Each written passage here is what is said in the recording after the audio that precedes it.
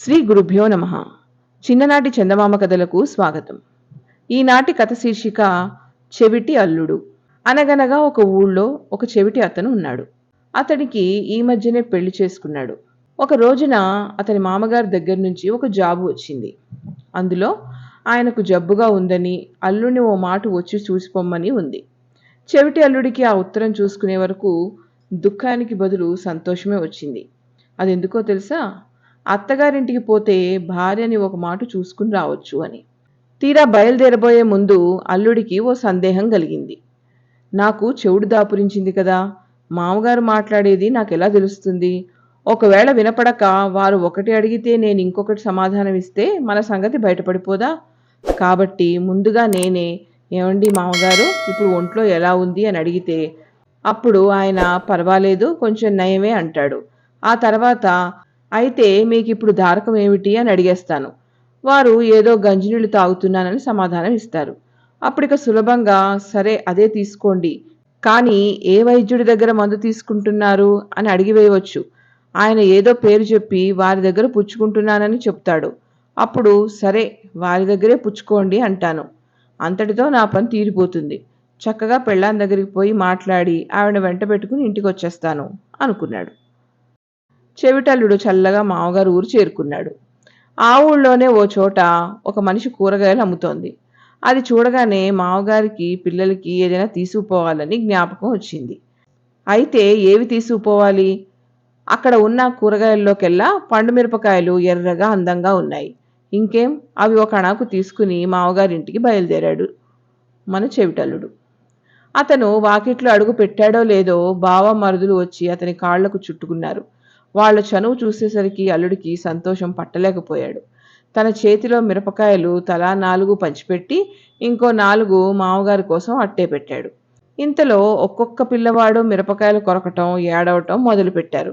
మన చెవిటి అల్లుడు పిల్లకాయలు చాలక ఏడుస్తున్నారనుకుని తన చేతిలో ఉన్న ఆ 4 కాయలు కూడా వాళ్లకే ఇచ్చాడు. పిల్లలు ఏడుపు మానలేదు.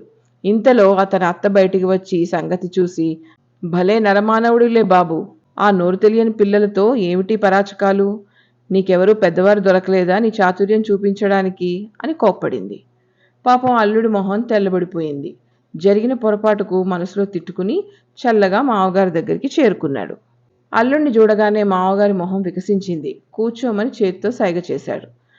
అల్లుడు మామగారి పక్క మీద కూర్చుని అది వరకు వల్లించుకుని వచ్చిన ప్రకారం, ఏమండి మామగారు, ఇప్పుడు ఒంట్లో ఎలా ఉంది అని అడిగాడు.